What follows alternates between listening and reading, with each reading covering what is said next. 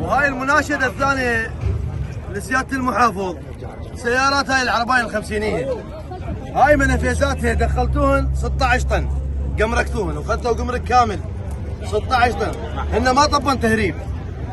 يعني انتم ما يصير تخلون الواد مع المزلق وتقول له لا تزلق، انت تدخلها وبعدين تقول له لا تمشي بالشارع. هاي قانون دولي، انت مدخلها 16 طن، ليش توقفها بالشارع؟